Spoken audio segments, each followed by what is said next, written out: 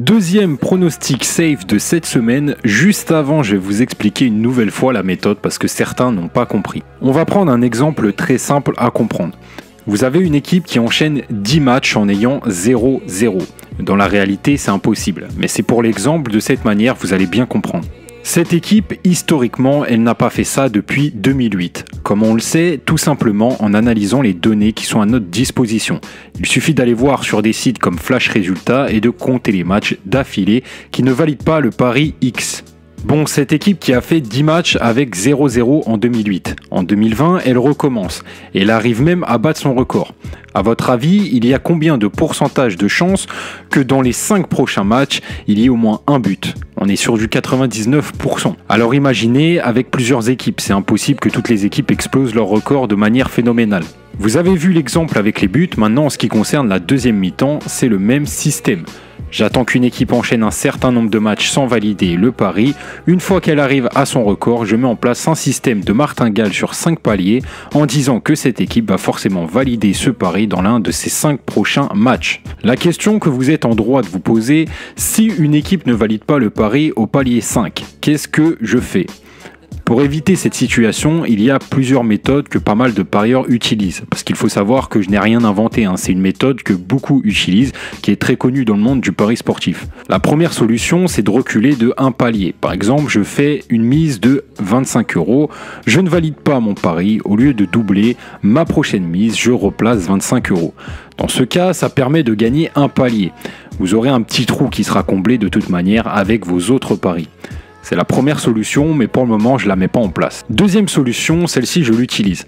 J'analyse les matchs au préalable et je ne joue que si les statistiques sont en faveur de mon pari. Si je vois que le match ne m'offre pas assez de chances de valider, je ne joue pas. Si mon équipe valide le pari, tant pis pour moi.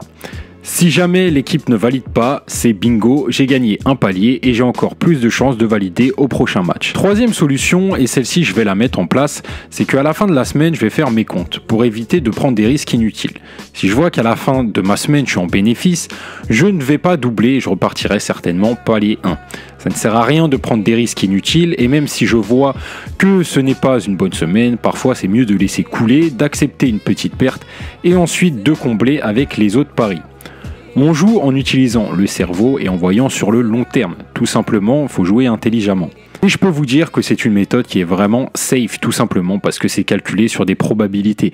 Il y a vraiment peu de chances qu'un événement X n'arrive pas un certain nombre de fois. C'est l'une des meilleures méthodes en pari sportif. Ici, on se base uniquement sur des données statistiques et mathématiques. Donc ça répond clairement à vos attentes. Vous vouliez des paris avec un haut taux de réussite, une grosse fiabilité et des cotes assez haute. Donc ici c'est parfait, les cotes sont en général autour d'1,80. Je trouve que c'est très intéressant vu la fiabilité que nous avons. Bref, de toute manière, je donnerai toutes les explications nécessaires dans chaque vidéo. On passe au pronostic. L'Eredivisie, c'est l'un des premiers championnats auxquels je me suis intéressé pour cette méthode. Donc ça tombe bien. On a une équipe de Feyenoord qui vient de battre son record en réalisant une série de 13 matchs sans valider le pari. Ce qui est déjà énorme, c'est vraiment impressionnant. Je pense que dans les 5 prochains, ils vont le faire passer au moins une fois. Ça voudrait dire que sinon, ils ne le font pas valider 18 matchs de suite. Ce qui est quand même assez fou. J'ai analysé les stats et ici, elles ne sont pas forcément en faveur de ce pari. Mais comme leur série est énorme, je vais le jouer car je pense que ça va bientôt passer.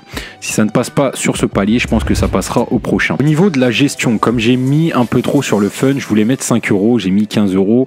C'est trop par rapport à l'idée de repartir à 0. Du coup, je vais adapter la mise pour ces deux raisons et je vais retirer 10 € à ma mise. Donc ça me fait une mise à 15 €. Comme ça, sur ma gestion, ça va me remettre sur le bon rail. Ce pari a lieu le 18 janvier, donc ici vous avez bien compris, on est palier 1.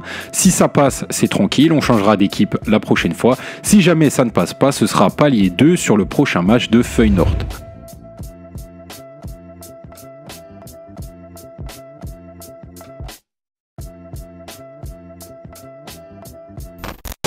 This is the future.